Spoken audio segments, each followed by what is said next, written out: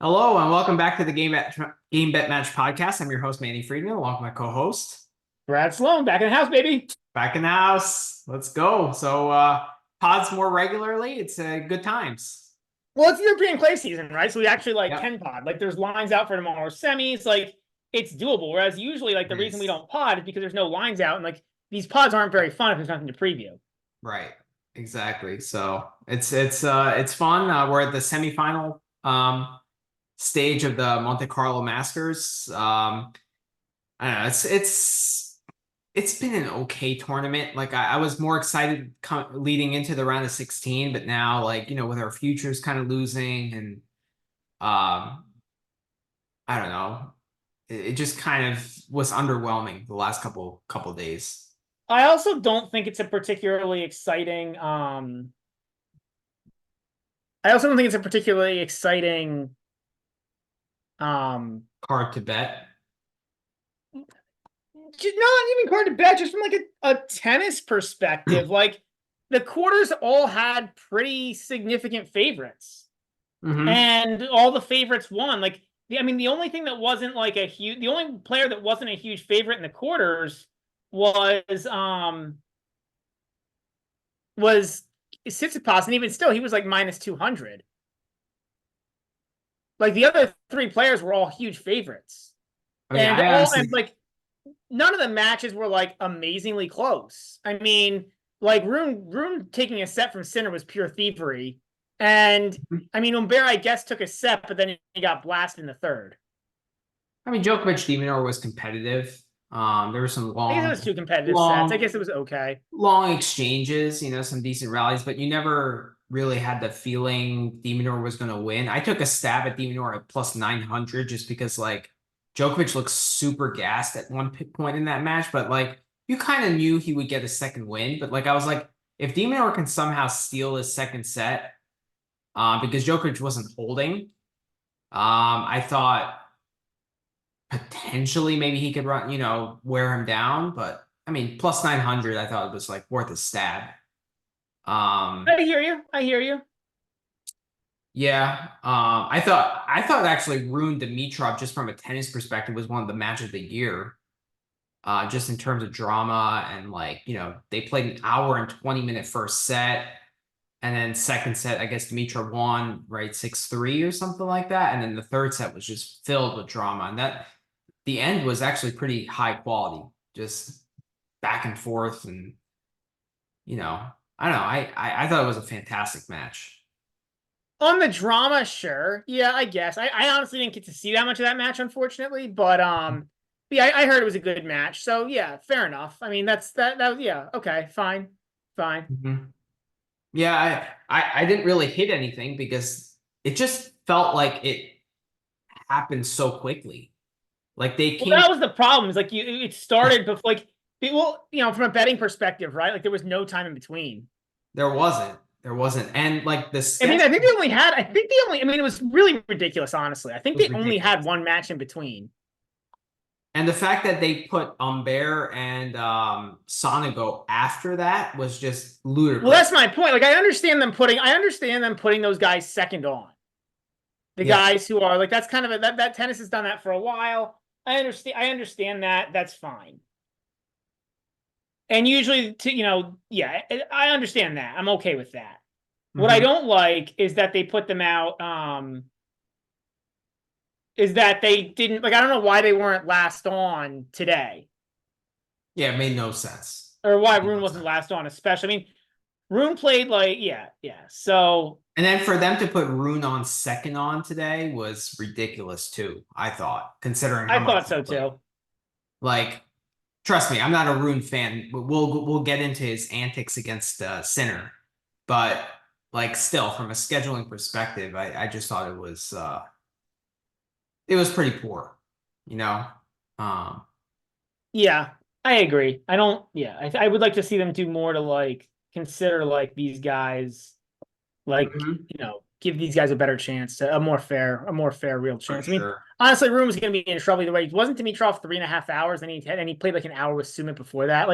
Honestly, it was impressive. He went that he did that. He that Room went for that long on that day, and then I thought look, Sinner destroyed him today. Like that was not like I know it was 3 sets, but Sinner beat him down pretty much from end to end. Like Rune, I mean, Rune only won that second set because he saved 6 break points and saved 2 match points in the tiebreak. Like that was a Houdini act to save to win that 100%. set.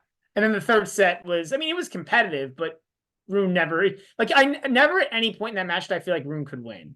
I agree. I agree. And I guess that was the disappointing part about today. Again, is that like like I there were some close scores, I guess, but like I never thought one of the underdogs was going to win. Yeah, you never thought Kochna would win, obviously. I mean, the scoreline would dictate that. You never thought Rune would win. You never thought De Minaur would win. And you never thought Humbert would win, right? So, like, Yeah. 3 of the matches were pretty close, but you never got the feeling that the dog actually had a chance to win outright. And yeah, I hear what you're saying. Uh, as far as like Sinner goes, I don't know if his physicality is going to be tested. The fact that he played what 2 hour 40 minutes, and then like he's going to have to come back tomorrow against Tsitsipas pretty early.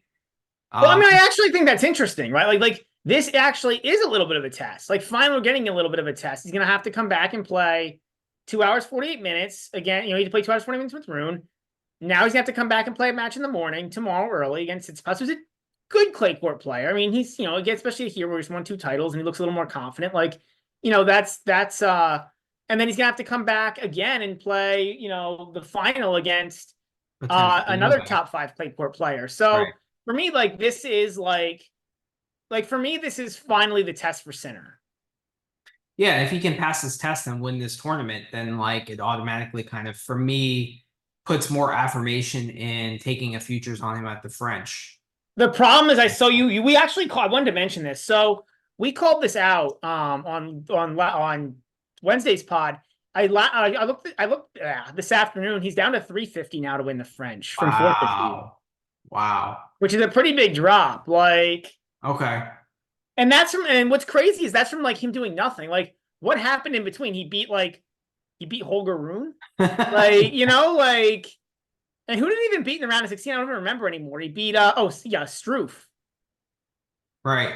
Like that. He's gone from 450 to 350. So now obviously I think it's more a reflection of I think the biggest thing it's a reflection of is Nadal.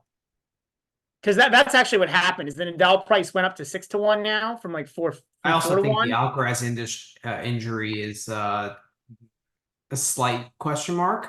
But he didn't move much. Like I'm just saying from a pure market perspective, it seems like the market is finally shifting and starting to believe less in Nadal. And Rightfully so.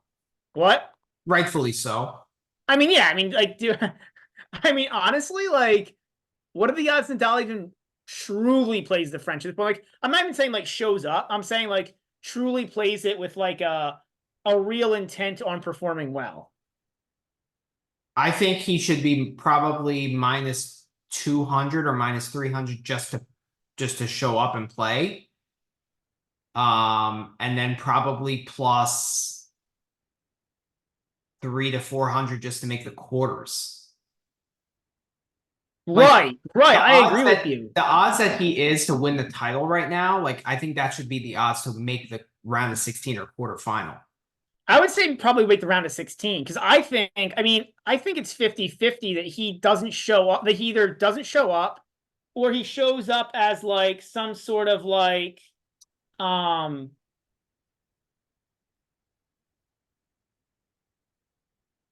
or he shows up as some sort of I don't know what you want to call it, like shows up as some sort of like not real player, like meaning like he shows up as like either for the fans or not at full shape and just shows like a up retirement to tour kind of thing, right? Like yeah, and maybe not a true retirement tour, but like, hey, you know what? Like I haven't played it in 2 years, and like even if I'm not right and can't really play right, I'm gonna go out and play it just to play a match and see what happens, or yeah. Or like he might have it for one match, like the Netflix slam. And where he can like look like he's like sort of a professional player for one match and maybe win a round, and then second round is like not happening. Yeah. Because that's the thing I really question now too, is even if Nadal plays, would he be able to play 2 rounds? Well, I think the biggest problem with him is he can't serve. And like, Right, but okay, so if he can't, so if he goes out and decides to serve anyways for 3 sets of tennis, like, yeah, I don't know. I don't know. I mean, my thoughts on Nadal are kind of just like, to me, I think he should just announce it and just retire because like I don't think his body's gonna hold up for more than a couple tournaments anyway. And that's it like feels like Federer when he tried to come back for a while, right? And then at the end it was, and then it was just like the he had Federer to at keep. least like played like he played the French. I mean, he shit on the tournament, right? Because like No, he I'm saying like the like last year, like between like between his Laver Cup retirement and it feels like it. like Yeah. it took him a long time to announce, and then he finally was like, "Yeah, this isn't happening. Yeah. Like my body's not going to allow me." And I feel like the same because like and yeah, and we saw Nadal did make it back for what, all of 2 matches, like. Right. Right. Exactly. So I mean, I think he should be in terms of French Open favorites, like under Rune, I mean, probably under like Demonor and Hubie at this point. Like it's I don't know, you know? I guess just out of respect for 14 titles, maybe you have to, but like in no right mind would I ever hit him to win a title, you know?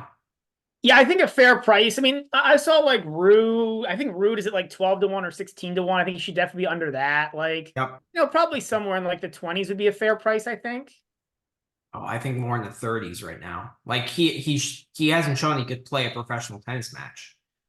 Yeah, it's just true. It's just the 16 titles, right? And like, you Yeah. remember like a Sampras who didn't have much left and went out and won, or. I mean, we've seen this happen before, I mean, like, look, Djokovic looked terrible going to this Monte Carlo tournament.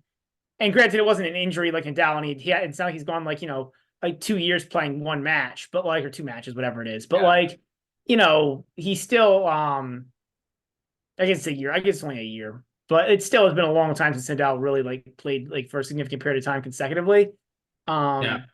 Yeah. So But as far as going back to center, I mean comprehensive win against Struff. I mean, I was lucky to hit the 5.5. I mean, a Um, little bit of a scratchy first set, right? yeah, he looked. I mean, he couldn't convert break points against Rune today in the second set. No, I said against Struff. I said a little bit of a Oh, scratchy first set against a Struff. little bit, a little bit. I don't think he looks quite as comfortable as he did like on the hard courts in Miami and Rotterdam, for example, right? Yeah, Um, yeah. but still, like if you're comparing him to Djokovic, I guess we could transition to Novak. Um, I still like him over Novak. Oh, by a mile. I don't think Right? Novak looks that good. Like, I think this is more of a function of like, there's just a gulf. I mean, we've talked about this before, right? There's a gulf. There are gulfs between these top guys, and then the second tier, and then and then on clay, it feels like there's even a bigger gulf between like the second tier and below. Because like, I'm not impressed with beating Demonor on clay. I'm not impressed with beating Musetti. I mean, Novak barely could like use his serving arm last year, and he almost beat Musetti at this tournament. Like, I mean, honestly, Musetti should have won the first set, first of all, right? Like that was kind yeah, of a choke job, right? yeah. And the second set, like Djokovic was always in, but Musetti always like kind of crept back in somehow, right? Like I don't know. I'm interested to see. I didn't really look it up, but I'm interested to see Djokovic's serving stats because I feel like he's getting broken more than he's holding.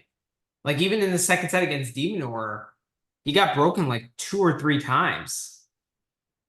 Um, Yeah, and he even mentioned it. He even said that him and Demon were talking, and they were talking about how scratchy of a match it was from both of them. yeah. Um, yeah, I mean, Djokovic today won 65% of first serve points, 60% of second serve points. Okay. Um, total of 63% of service points won. That's not terrible against Demonor. Demonor's so good on How many return. times did he get broken? I think 3 or 4.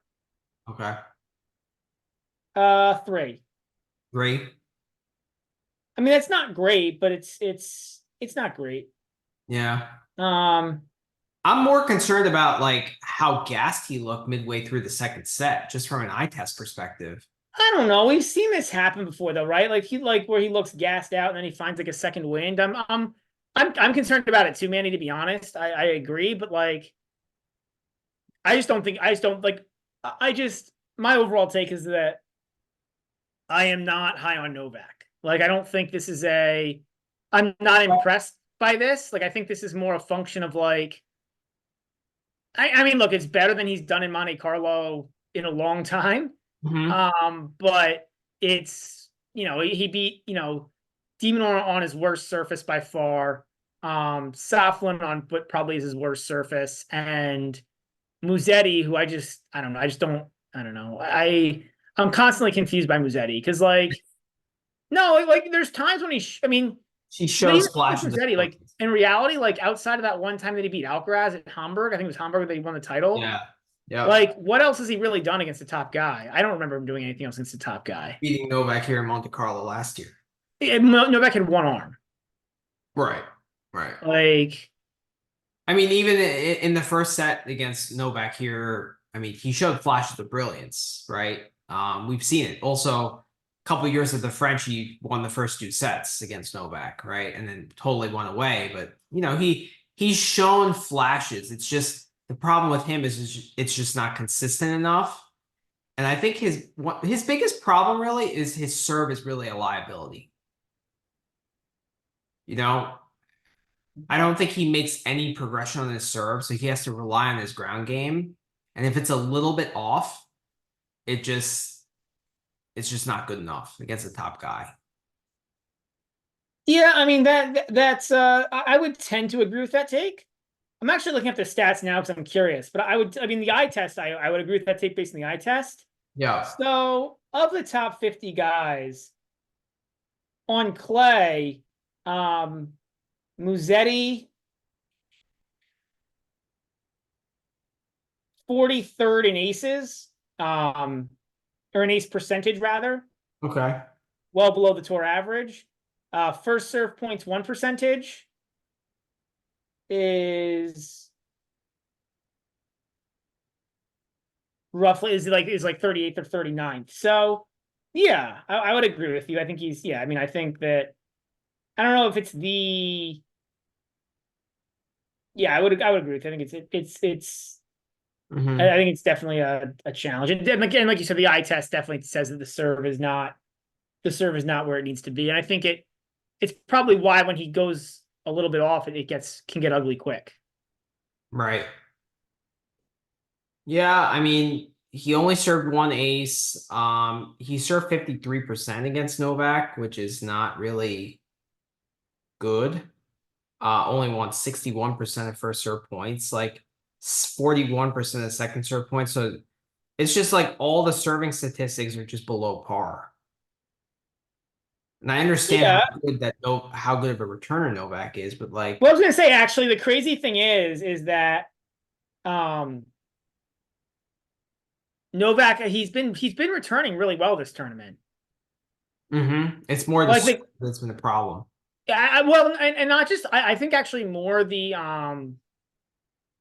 short rallies. Like I don't have stats on this, but I'd love to see his stats on 1 to 3 rallies, like shot like rallies of 1 to 3 shots or less. Because it feels like he's doing pretty well in the longer rallies, but he's not winning the short rallies. Okay, that's it. That's an interesting takeaway. Yeah, it's a good maybe Pirani can come up with those stats. He seems to be Yeah, I mean, you got to find somebody who's actually calculating those, right? That's the problem. Is I don't yeah. even know who's charting the matches or who to calculate that. Like you'd have to. I don't even know what like the data source is for those. Like a lot of the data sources are the data is publicly available. It's just a matter of grinding it. Um, like some of it's not. Like that's something that's like harder to find. I'm curious to see Um, what your take is on the Ruud Djokovic coming up. yeah, Like yeah, Ruud is in pretty good form. I mean, he had a good Indian Wells in Miami, and then like made semis in yeah. Estoril. That was a bad loss to Martinez, but he was injured. But he seems to have recovered pretty well. Yeah, I'm not worried about it. I mean, he wouldn't. If he was injured still, I don't think he would have done this well. Like, I mean, look, Yeah, making. I'm not saying it's the best run of all time here, but he's had a pretty good week. agreed, agreed. But I don't think it's really debatable that he's top 5 on clay. Like Yeah, it's not. It's not. He's definitely top 5 on he's clay. top 5 on clay. I think it's pretty clear. Yeah. So and then I mean Tsitsipas. I mean, I think we got to talk Holger Rune, right? And we won't talk about him anymore after this. So, Yeah. um, I wanted to say, like, look, I will always about Holger Rune. Like, I'm impressed by the fact that he does show up against these better guys. Like, I was looking at this, and I think this makes it 14 out of his last 16 matches, or actually, not that's not true. 13 out of his 15 out of 16, where he's at least won a set or gotten to 5 games in a set against the top 10 in the world. That's impressive. Meaning he's Okay. kept it competitive, right? Like he's the only time he got smoked once by like a top 10 guy, but other than that, like every match with the top 10 guy, he like. But I actually feel like he plays better as a dog because there's less pressure on him. And he seems to play worse as a favorite because there's just more expectations and I don't know. Like, See, I've got a different take. I knew you would come with the mental game take. yeah. I've got a different take on it. I think it's just that like his tactics and his immaturity is so high that like every match is close. Because he's gonna do some like brilliant stuff and he's gonna do some dumb stuff. So like he's gonna win like points against everybody, he's gonna lose points to everybody.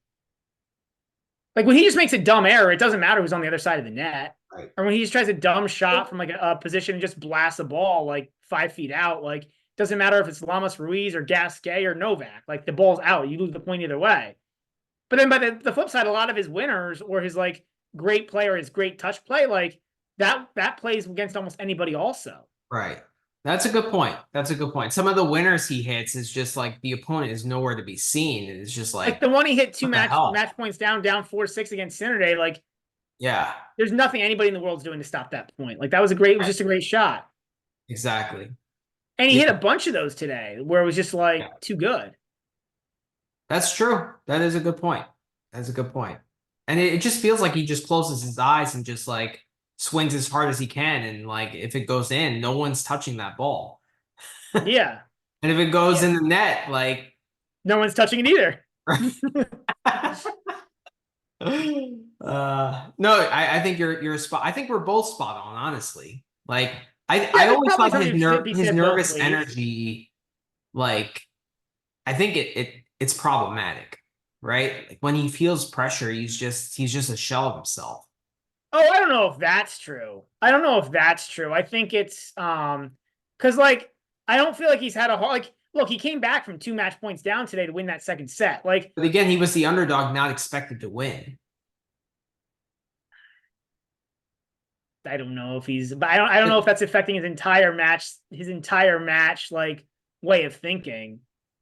Like if pressure was getting to him, I think you'd see it more like throughout the like you'd see it like in big spots more than in like, in the first set. Like I don't know. I think that's like You I'm don't think not the weight of expectation gets to him? Like he's expected to beat Nagal pretty easily. You know? Like the way I'm gonna bet Holger Rune is I'm gonna bet him to go 3 sets or go over on games against, like guys out of the top 50. But then against top guys, I'm gonna bet him to win a set at the very least, if not on the Yeah, money. I think look, I guess from a betting perspective, it doesn't really matter because to your point, either way, it's the same thing. Mhm. I just, I don't know if it's I feel like it's probably more a function of the tactics or lack of tactics and less a function of the less a function of like some like pressure he's feeling. Okay. Not to say he's not feeling pressure, but yeah. Okay. All right. Besides that, I mean, what he did today at like what 5-6 in the second set at Love 30 was just total bush league. Like, I just can't stand that nonsense. What he does there. I mean, we discussed it privately on text, but like, I don't know. He was super gassed from that point, right? And he was down Love 30, serving to stay in the match. and then like the umpire calls a calls a Well, it was violation. 5-all. Right? He wasn't serving to stay in the match. I'm pretty sure it was 5-all. 5-all. Okay. Yeah, but either way, it felt that way. He wasn't breaking Sinner. I think he won Right. like, yeah. Yeah. And then he was like, shushing the crowd and stuff, right? And he was like buying time with that. And then the umpire called a code violation on him. And then of course he argues that and then just sits down and wants to talk to the tournament referee. Like it's a clear, he's clearly buying time. There's no other reason to do that, right? And it was after two really long physical points. I just think Yeah, so I have a lot of takes there. I agree with you. It was pretty bush league. And I hate it because like we kind of talked about this privately too. I just think it sends like and this is such a dumb thing to say, but like it sends a bad message to tennis. Like it sends a message to tennis that like that is like good veteran tactics and like that's like that, you know what I mean? Like that's not like it get, and like there are certainly coaches out there who would tell their players to do that. Well, his coach specifically. That's what I'm saying. That's why I got like, yeah, like if his, but I'm saying like there are probably coaches out there emulating Mouratoglou who would like. I mean, like look, like Mouratoglou's done a great job of self-marketing. Yeah. And like raising himself to be a premier like person in the tennis world. Like he's done a fantastic. I don't like Mouratoglou, but it's undeniable he's done a fantastic job of that. And so I'm sure agree with you. And so I'm sure, and like with that comes like, people emulating that right? And people being like, oh, like how do I become a good coach? When we watch what Mouratoglou's doing, and like, people could see that and be like, oh, I have an idea. Every time my player is tired, I'm going to teach him to like different stalling tactics. Mm-hmm. So that's my first thought. It was my other thought. To be fair to Rune, it was a really soft code violation. Like Novak's done way further than that and not gotten a code violation. But then I go back the other way on it, and I also think there's like something to be said for like Rune just makes everybody angry. And he's had so many issues with crowds, and like I almost feel like the ump was doing it to get it under control. Cause like But I think that code violation actually played into Rune's favor. 100%. If he didn't call that code violation, he would have had to serve, right? There's nothing to argue about, right? So he would have had to get on with the proceedings. But that code violation allowed him to buy more time, and that was his tactic there. And that's up to the umpire to realize, right? You need to have some awareness of what you're doing and like see what the player is trying to do, right? I agree with you. I think. And when Rune went up to him and started arguing, you have to tell him, if you don't get back on that line in 10 seconds, I'm calling a point penalty. I don't know if he can, Manny. Like, I don't know what the rule is on that. I don't know if I think if a player asks for the supervisor, the supervisor comes. Why would that be out of bounds? Because he's asked for the supervisor to dispute the call. Like, how does he get to how does he get to dispute the call if he can't?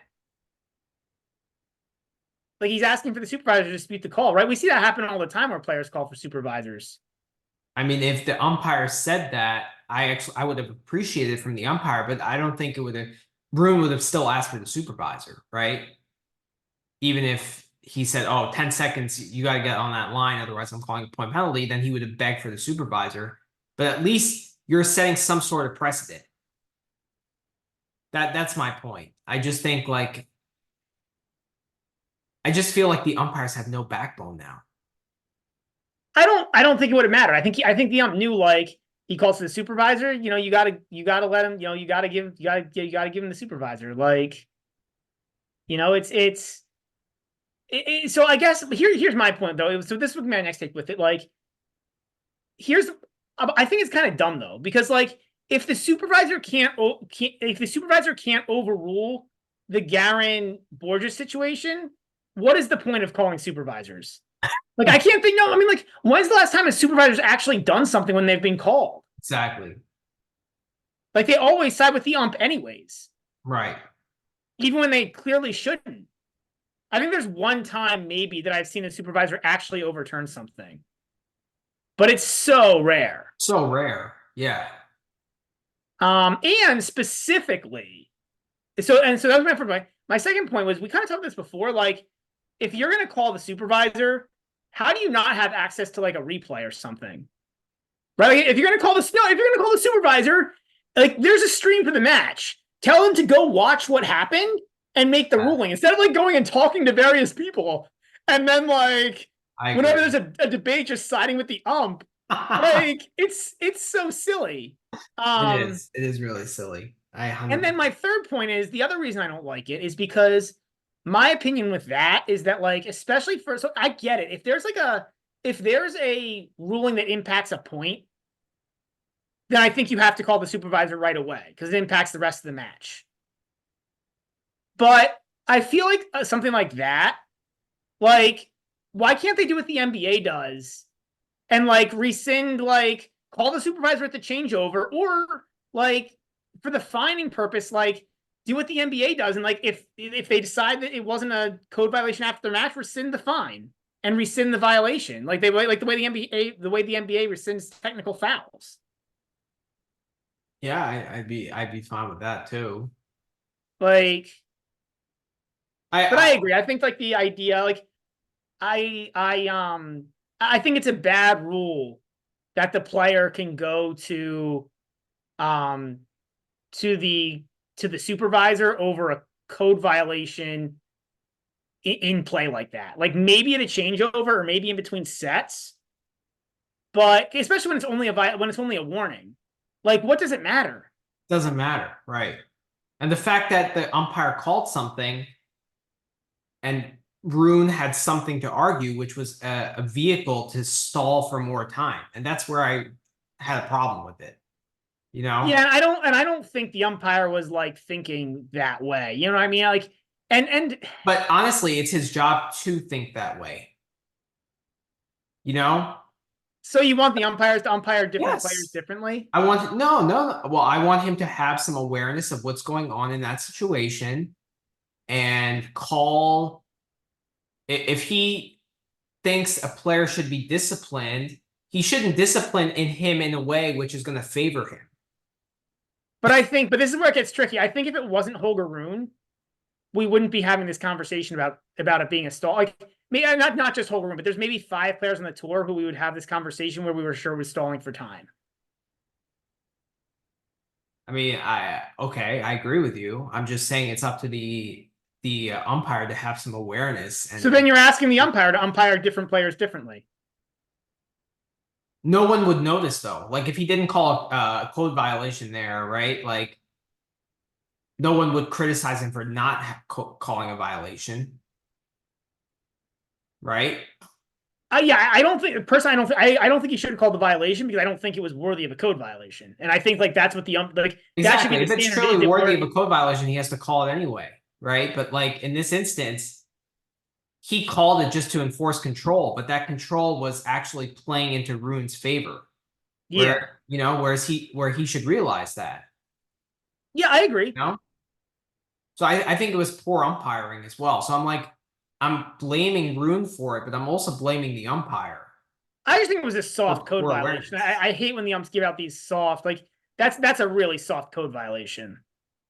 Like that's real, especially compared to It's like what soft. Novak did against Musetti. Like, like we've seen. What Medvedev did in multiple matches this week, Yeah, I right? mean, like how can Medvedev go put a net post down and that's not? And like it was funny, but I don't think he got a code violation for that. No, I'm talking about what he did this week. Like this week, he was just completely like out of bounds with the umpires over bad calls, which were bad calls, but he went out of control this week. Yeah, Um, yeah, it sucks. Like there's always going to be this complaint, but it's.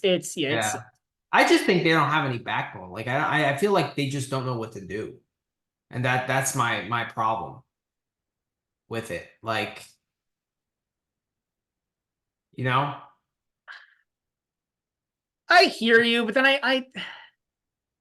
they're put in I a think tough it's spot. difficult. Like again, like there's I think there's multiple stances you could take there. Um, like I said, I think it was a soft code violation. I didn't like it because like it should either be a code violation or it's not. And the fact that we have like different standards, and there always will be like a level of subjectivity to it, but I think that was silly. And then I think the whole rule around the supervisor being able to be called for that specific violation was I silly. agree. Like Rune wasn't wrong, but like there's no reason the supervisor had to be called For a right code then and there. violation where it really had no impact on the score. Like it could have been called it could have been called it he could have been called the changeover. Yeah. You know what I mean? Like I think that would have been a fine time to do it, but Right. not it. Yeah. Agreed. Agreed. Not in the middle of the game. I mean, it really, all in all this stuff that we're talking about it really wasn't fair to Sinner. Um, Granted, he was love 30 and he had the momentum, right? Like Yeah. it just killed Yeah. the momentum. So Yeah. It's also like I don't know. I'm generally not a fan of like these veteran tricks. And I feel yeah, like they're I don't know, like what would you think also about like if the umpire had a discretion to take a point for a time violation, if it was an egregious time violation. So like I'm thinking about like Kovacevic like just walking to his water bottle and walking to like take a break like in between points of the game because he was gassed. yeah. Like I think the umpire should have discretion to say, you know what, like if you Agreed. do that, like point penalty. Like you Agreed. shouldn't just get like a free timeout during a match because like I really don't think there should be a supervisor. Like the chair umpire is the supervisor for that match, right? It's like you don't see in soccer, like, you know, well, no, play. they do have the VAR, right? They have the VAR now for soccer that they go to a lot. So Yeah, but when the VAR says something, that's the ruling, right? There's a precedent there, right? Like here, you still see the players kind of argue with the supervisor. well, that's what's silly, right? Is like if they're gonna have a supervisor, they should at least have like video to like replay what happened. Yeah, right. Some Like video. they it shouldn't just be like go talk to the players and the umpire and Agreed. then like Agreed. decide. Like I know. I like think the whole system is the whole process is dumb. yeah, Like the they like umpire should. He has a little screen there. He should have a video there. It's not that hard, right? And that should be the end of it. There shouldn't be an additional supervisor. It's just for to me. I'm okay with the supervisor as a second opinion if there's a like if they have video and and it's like properly I don't know like yeah I think I'm okay with the supervisor under like proper rule and under like proper rules. That was a complete abuse of the supervisor. 100%. 100%. Like Yeah, we're on the same page. We're on the same page. Um, Anyone we didn't discuss? I I guess don't think so. Tsitsipas. We'll talk about him because he's playing later or he's Okay, playing he's tomorrow. playing Sinner. So, uh, What? yeah, he's playing Sinner tomorrow. Yeah. So we'll get into that. Before we preview the semifinals tomorrow, I want to get your take since we are a gambling podcast. I want to get your take on the Shohei Ohtani scandal. Something unrelated to tennis, but like we never really discussed it, and like I'm just curious to Yeah. No, I was wondering what off topic you're gonna have, and I was actually kind of interested because I feel like you'd want to talk this one. uh-huh. Um,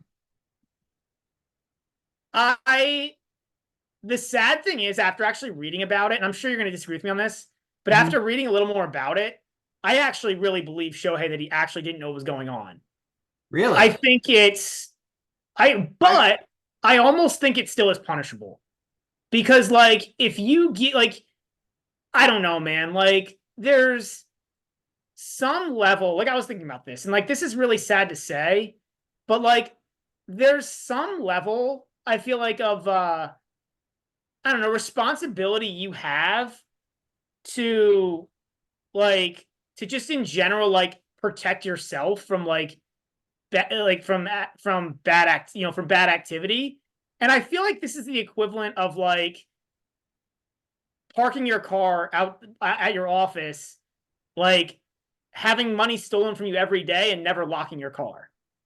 And like at some point, like I don't know, man, like I get it, you're the victim still, but at some point you're really liable.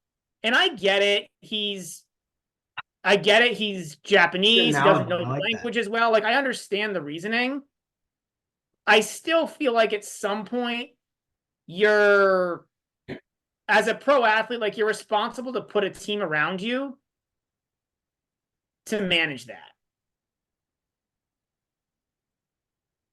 Okay. I I hear what you're saying. It makes total sense. Um,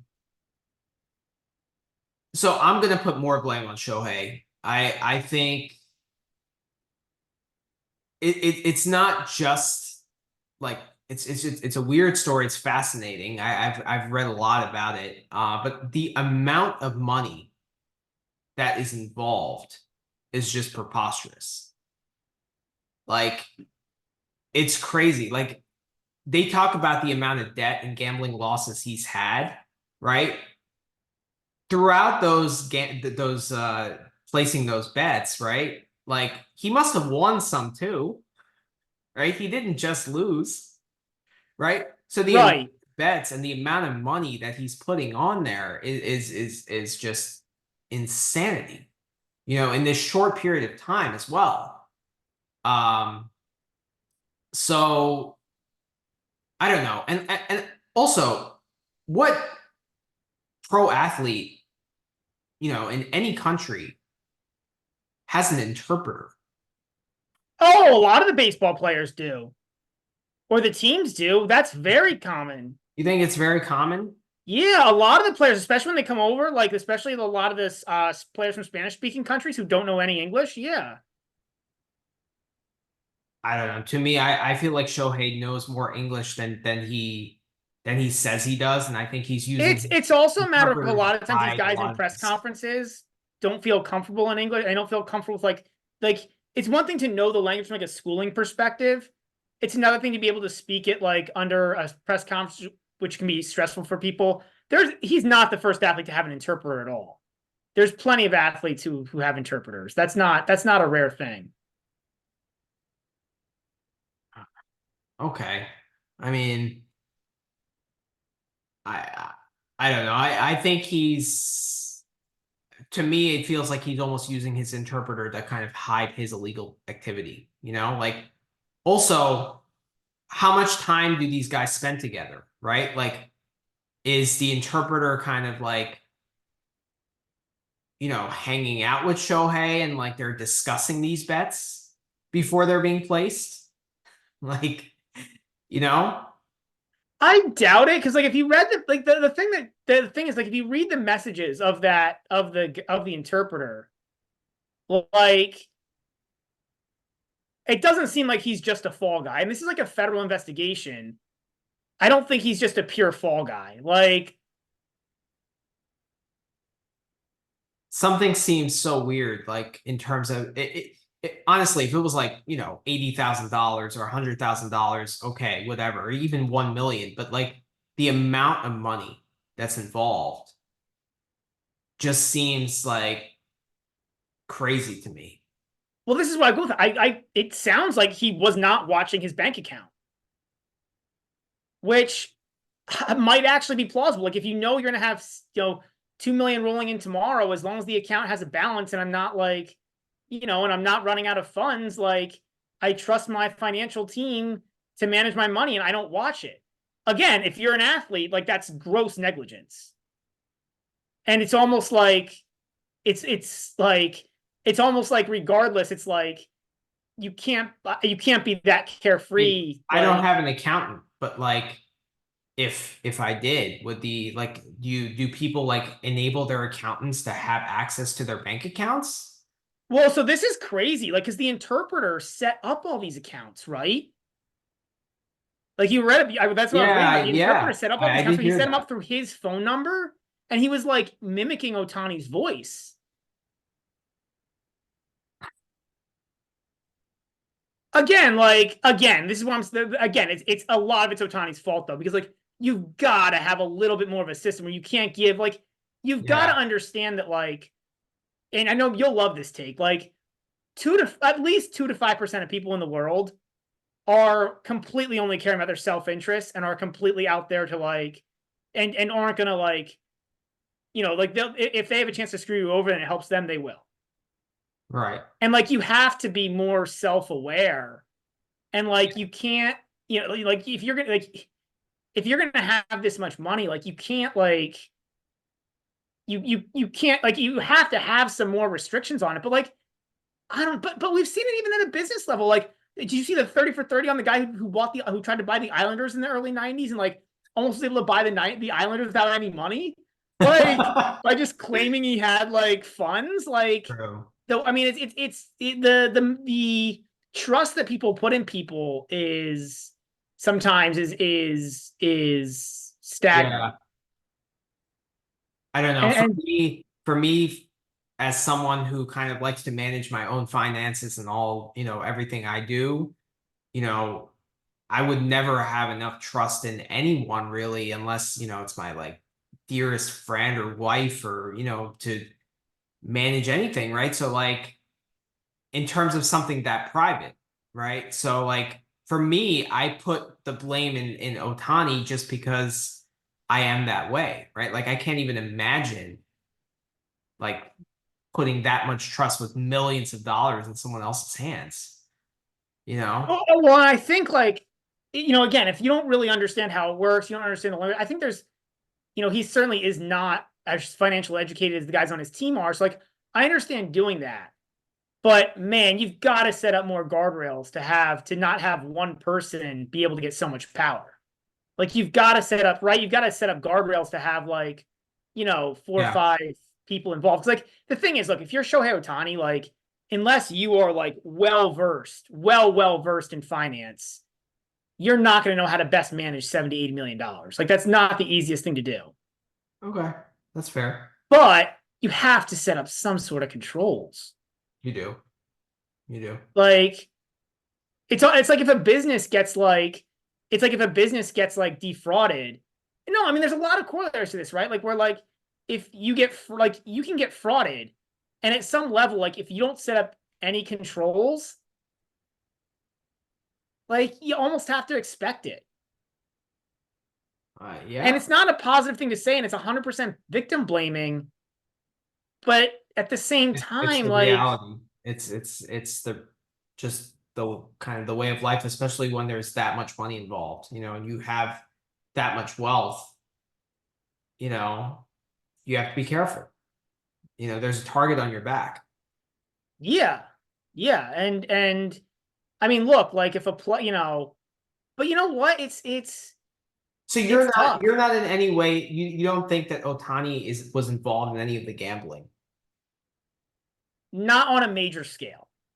And like I said, I was much more this is weird until like I started reading into it.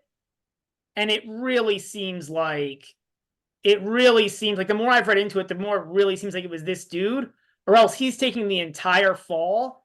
And given that he's gonna get significant jail time, I Yeah. doubt he would do that. I mean, this story it's fascinating. Like it really caught my attention and like I'm super interested in it. Like it's crazy. Yeah, it's yeah, but you know what? Like you also see like addicts do crazy things. They do. And it reads like gambling addiction. Like it really does read like a gambling addiction story. The guy's text like the please, like please can you forward me like one more, because like that's the other thing too, right? Like, would Ohtani need to plead to have that advance forwarded to him? No. Like a lot of the stuff that was going on, if it was Ohtani, he wouldn't be. Like, it's also possible, I guess, that Ohtani knew there was like that he was gambling, but like not on the same scale. Like it's possible he was like, oh, I'm gonna put down $1,000 on this game, or $300, and it was like, whatever, fine. Like I really doubt he knew everything. Like that, it just seems so preposterous that like it's almost like so preposterous it's believable at some point.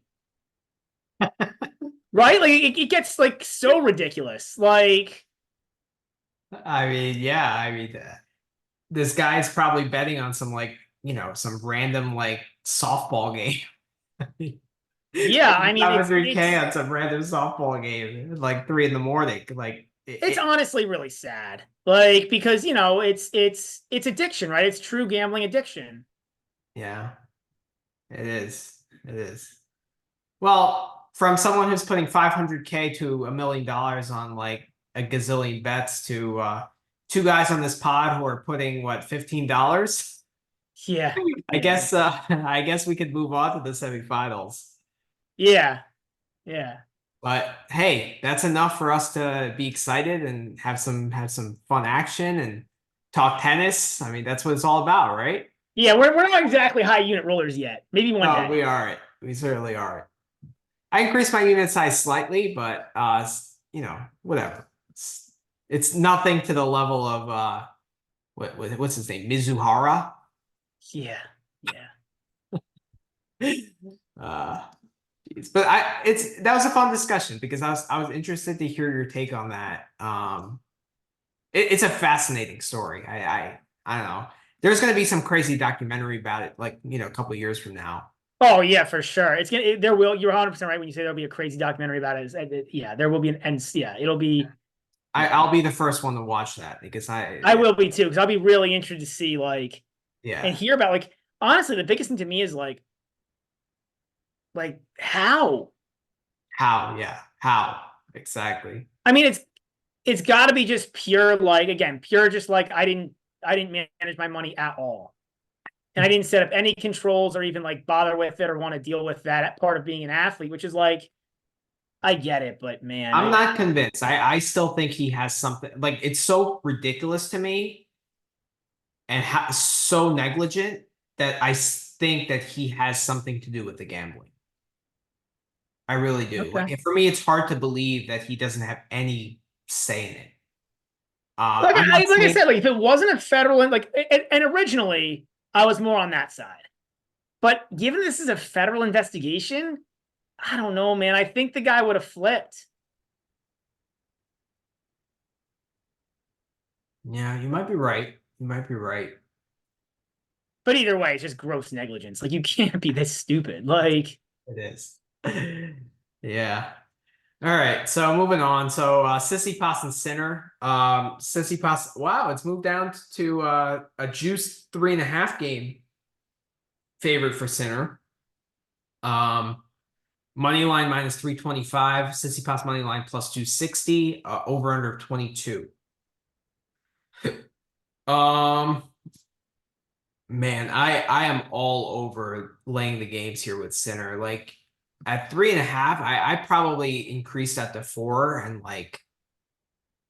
I to me, this is a 2 or 3 unit play. I know Tsitsipas has been good here. I know he's had a good tournament, beat Zverev, beat Kashanov consistently, but Sinner just does everything better at this point, you know?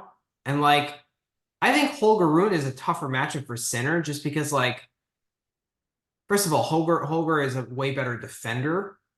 I think he hits bigger off both wings. He's comfortable at net as well. So and Tsitsipas has some blatant weaknesses that Sinner just has the tools to expose. Um, I don't know. I think you're gonna think differently. You're probably gonna be more on the side that the books are more right about it. They have a reason for this. Talk to like either talk me out of it or reinforce my point. I'm curious to see what you have to say. um, yeah, I think the market. I think it's closer than this. I don't know. I mean, it's not close to this, but I don't think it should be out at 5. I mean, look, Steph's a 2-time champ here. This court plays really well for him. I get it. At first glance, it's how does he win points? But I mean, if there's anywhere at this point that Steph can stay within 4 games of Yannick, it would be here. Steph is probably going to serve first. I think they both like serving first, so it depends on who wins the flip. Yeah.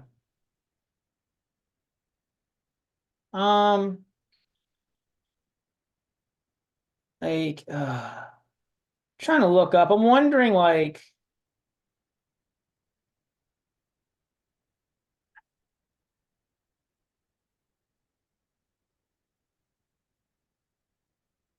I'm wondering, I'm looking up how Tsitsipas is done against the top 10 on clay. It's not as it's okay. It's not great. He's 12 and 16 for his career. But I also think like what he's done in the last 2 years is a more accurate representation, or Well, like he's 4 and 6 in the last 2024. 2 years. So it's not that bad. Okay, I and mean, who are obviously those Sinner should be the four? favorite here, and I'm never on Tsitsipas. Who are those four ones against? Rublev, Zverev twice, Zverev 3 times, and Rublev. Okay, but I'm comparing about like Tsitsipas and Rune, right? And like Rune is a way tougher matchup for Tsitsipas, even on this court than Tsitsipas is. Wouldn't you agree with that? And I mean, we both mentioned how like even though that match was like close on the scoreboard, like Sinner outplayed Ruud in every facet, and like he should have won in straight sets pretty comfortably. Yeah, yeah, yeah. I don't know. It's just really like we talk about it all the time, but like 4 games is not an insignificant number of games. There's no way I would take Tsitsipas here in any capacity. So I'm with you on that. Okay, It probably ends up being a one. What is Sinner -4 if you're just gonna lay the 4? it's plus 105.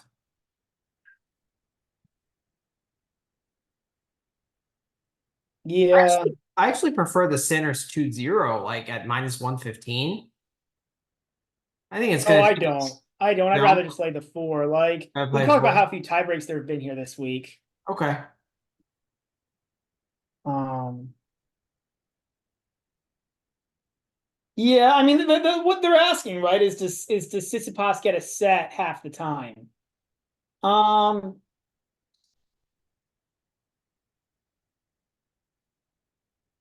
I mean, Sinner's been absolutely incredible. When we've talked about it, I mean, yeah, he's been amazing.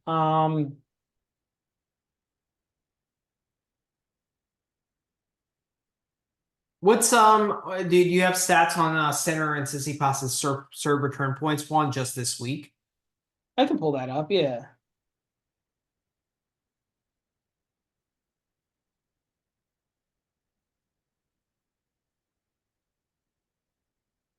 I don't know if that Tsitsipas. necessarily translates though, like to this matchup, but like it's an interesting like stat to hear. Yeah, it's an interesting stat. Um, Tsitsipas this week, or sorry, Sinner this week, 77% of service points won, 43% on return. So total of 120. That's insane. It is. Well, I mean, remember, he thoroughly dominated Ruud today. Yeah.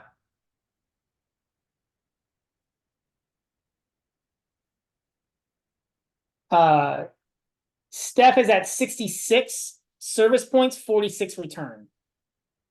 I mean, the service stats for Sinner have been absolutely insane ever since the beginning of the year. Um, I also like I'm looking at Tsitsipas like when he played Fritz last year here, he played someone who hits big on both wings and can pressure him on that backhand side, right? Like I don't think he's really played someone that can do that consistently here. Like he's played what I mean, Kachanov. Kachanov has a big game off the baseline. The problem is he doesn't move forward, so he can't like he doesn't really take aggression. So like his offensive positioning is not as good as Sinner's. Yeah, but that's not rushing the forehand, or not the forehand, the backhand.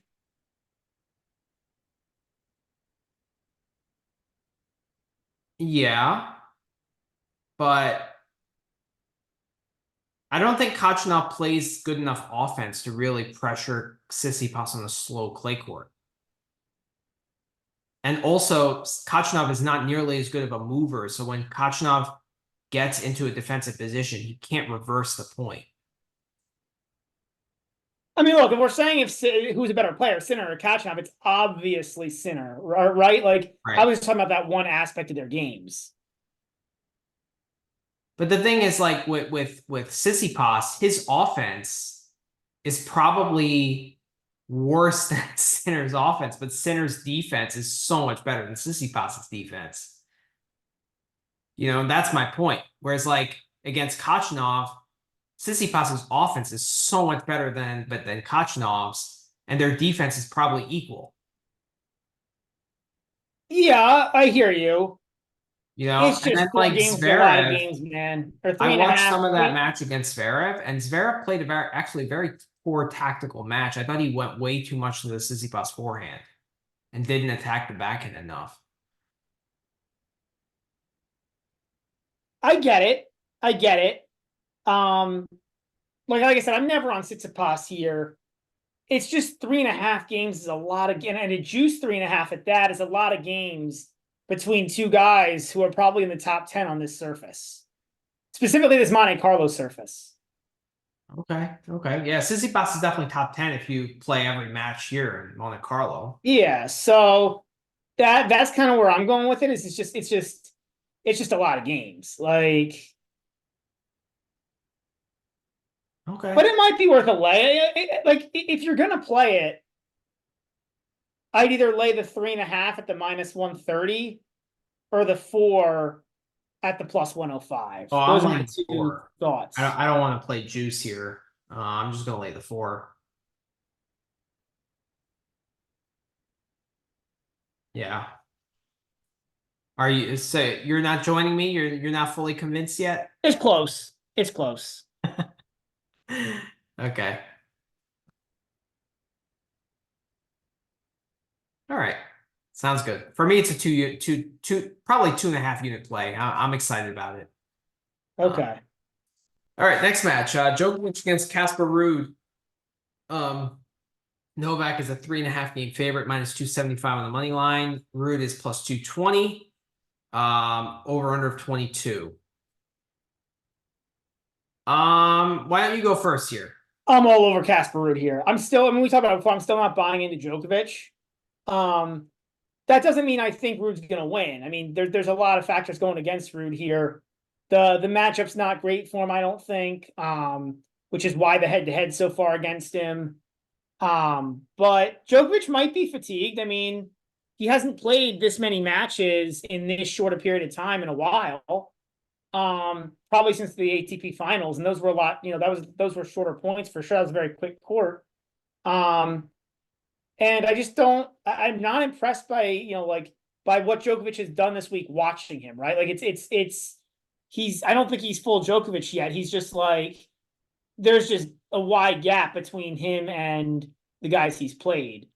So I am. This is probably a 2 unit play for me on Ruud. I think Djokovic will win, but but I just think Ruud is. I just think he's more alive than the books are giving him credit for here. Like I think it should be somewhere in like the +150 to 180 range. Okay, so I guess it fits with our theme from beginning of the week, but I'm not as much down on Djokovic as you are. I agree he's not like peak Djokovic, and I commented on how fatigued he was in parts of the De Minaur match. Um, I think the +220 is worth like a sprinkle, like half a unit, 1 unit, but I really like the 3 set line here at +145. That's my favorite play here. I don't know. I think Ruud is playing well enough where he can snatch a set, but I also think like the head to head and the psychological edge that Djokovic has, I think he's gonna pull through here. But like either 3 sets or the Djokovic 2-1 would probably be my favorite lines. Just the Djokovic 2-1 is not quite good enough in terms of price. So I was thinking the Ruud, and I didn't. The Ruud, what is this? It's still 570. Yeah, 575 for the Ruud 2-1. Mhm. If Djokovic is fatigued, I think that could be worth a look too. Good look. An interesting look. Because I do agree with you. Like, I don't think that I think Djokovic will win this match. I just think 220 is too long. Okay. Like, I think Ruud is way more than 30. I mean, like this line is saying that this is like that Djokovic is between 25 and 30, or that Ruud's between 25 and 30% likely. And if you think more Ruud's like the break-even percentage on the Ruud bet is like 31% or something. Mhm. I think he's way more alive than that, man, to win this match. Like, and this is like Ruud's a top. We just agreed Ruud's a top 5 guy. Are we saying that a top 5 guy can't beat a struggling Djokovic? Yeah, but he's never beat him before. Right? Yeah, but Djokovic has always been in better form before. True. Also, 3 of those were on hard courts, right? Where Ruud's not nearly the player he is on clay. Okay. The French Open final, It was close. you Two never tie thought breaks. Ruud was gonna win, but it was moderately competitive. It was. What was it? 2 tie breaks? Was it 6-6 and 7-6, 6-3, 7-5. Okay. Yeah, Ruud was able to actually hold serve and do a pretty good job on his serve against Djokovic that day. Yeah. I mean, Djokovic was playing for a ton there, and there was some nerves in play. Like, I don't know. Every cat with you is mental. Yeah, I'm a big mental guy. Yeah. I like the Ruud 2-1. I mean, I think the Djokovic 2-1 is way more likely, but the price is just so much better on the Ruud 2-1. Yeah. But my favorite play by far is the 3-set line. I'm gonna hammer that at plus 145. Okay. Yeah, I'm gonna go Djokovic money line, and I might, or sorry, not Djokovic, Ruud money line, and I might go Ruud 2-1. Okay. Okay. Are you doing like over in games or anything like that, or No. no? Okay. I mean, the overs have not hit. I mean, the unders have been drilling this week, so there have been very few 2-set overs. And it's clay, so you expect that. But Yeah. I think there have maybe been 2 or 3 2-set overs all tournament. Like, it's been very, very, very rare. True. So it's only with Hubie. No, but even then, those have been 3 sets. Like, even Hubie's been playing 6-3 and 6-4 sets. True. Good point. Good point. Yeah. Yeah. So just play the 3 sets. And you're getting plus 145. It's not like it's plus 120 or anything like that. So Yeah. because I think that the market really thinks that it's going to be 2-0 Djokovic. Right? That's what they're implying. Well, I mean, Ruud is he's a minus 105 to go 2-0. So this had moved. I actually got this out at 250, which isn't a huge difference from 225, but it's a nice little bump. Okay. But I don't love set 1 for Ruud here. No, if you think there's a Djokovic fatigue angle, then yeah, I would not play that. Just play the plus 220. Yeah, I mean, and I think there's definitely, and look, like Djokovic hasn't been good. Like, good. I mean, maybe Saflin, but it's hard to even say. But the other matches, he hasn't been good throughout, right? It's been very patchy. Mm-hmm. So I like the Ruud to win a set. I mean, I like Ruud in almost any capacity. Like, it's almost like pick your favorite Ruud line, but I just like Ruud here. Okay. The under on the tiebreak is minus 220. I'll probably play it in both matches and just parlay the 2 for some plus money. What do I get on that? Let me see.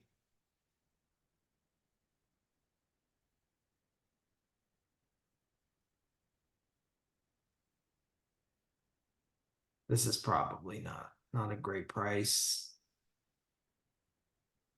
Oh, not bad. Plus 118. The under half a tiebreak in both matches. I'll probably take that. You like Seems it? good. Yeah. I mean, I played it in every round, and like I cashed one, which was a 17-1. It was like 7 legs. Missed one by 1 leg. It was 11-1, and then like today I missed by the skin of my teeth with the center Rune going to a second set breaker. But like all in all, I don't know. I think it's been a plus EV play. Yeah, probably. Probably. I mean, it's probably, I think it's a good play. I'm gonna continue playing it throughout the clay court season. Besides like altitude clay, like Madrid and like Geneva and that kind of but like the slow clay, like It's an interesting idea, right? Just basically saying like, look, like the market's never going to put that at minus enough money to be like, like the market's just not going to put the minus money high enough because they don't want to have to put the plus money high enough to take that risk. I get it. It kind of makes yeah, sense. yeah. So we'll see. We'll see. A couple experiments I'm doing like that one and the Hubie over. The So QB over. yeah. Yep. I guess before we leave, let's just take a quick look at the qualies for next week. Barcelona. Anything catches your eye here?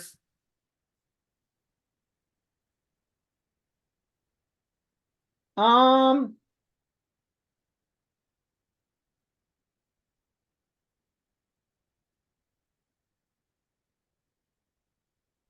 I mean, not really looking at it so far. How's Bernabe been lately? Not good.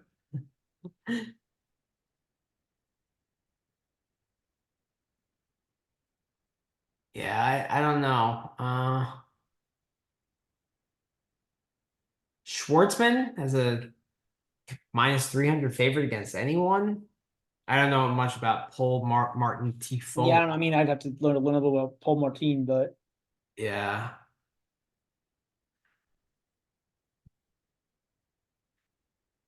where's that? What is Yoda Sanchez at? Jorge Sanchez plus 425 against Vavasori. That seems playable. I don't know much about Jorge Sanchez. Have you seen him play? He he's a clay quarter, good serve, good forehand. Okay. Kind of your traditional like, I think kind of like Montero, but probably not as extreme, but kind of like Montero. Okay. But Vavasori I mean, he's decent on clay. Yeah, I mean, Yoda Sanchez is a clay quarter. Okay.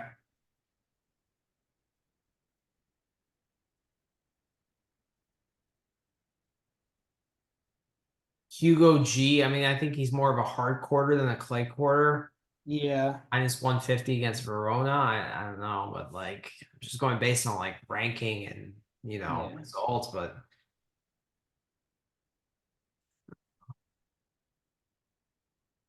yeah, in Munich, thing is I'm not so familiar with the challenger guys, like I don't watch challenger tennis week in and week out like I do the ATP Yeah, tours. and these are pretty low level. Like these aren't even the top It challenger guys. is. Like Vavasori, obviously there's a few guys in here. Like, um, The only guy with like the match where like, the Shang Shelby match is actually a pretty decent match, right? Like yeah, I don't really know much about Shang on clay, but it feels like it could fade him. Feels fadeable.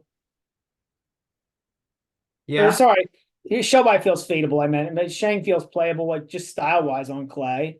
But I don't know if he's played much on it. But that's kind of an interesting. I'm surprised that line's only 3.5. yeah. But I probably won't be playing any of these. It's just there's I'll probably just play the Monte Carlo and that'll be it. Okay. I'll just have the one. I'll have the Ruud for sure, and then maybe the something on the Tsitsipas center.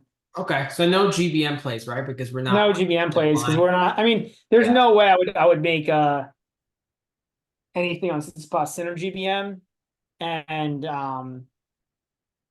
Yeah, that's about, yeah. And then you don't want to make I would make Ruud money line GBM if you wanted to, but you don't want to, so that's fine. Yeah, yeah, I get it. yeah. I do, like I said, I think Djokovic will win. I think he's a better, like, but Yeah, it's funny how we're like on the same side of both matches. It's just like we're not fully aligned, right? it's just how much, right? Like it's like lean versus play. Right, right. Yeah. All right, well, that does it. So next week we got what, three tournaments? Barcelona, Munich, and I think Bucharest, right? Yep.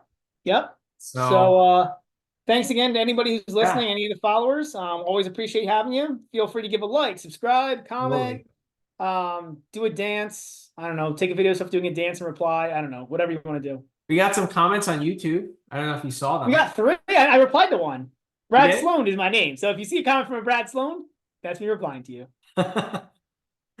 Nice, nice. So it's good. I can't believe how much it's growing. It's what we have 1,300 followers. It's insane. 1377, I think. 1337. I misread. Okay. Still good. Still good. So, all right, everyone. Have a good night. All right, We'll everyone. be back probably what, Sunday night for Yep. Yeah, I think we'll do a Sunday night preview pod. So thanks, everyone. All right. Have a good one. Bye, everyone.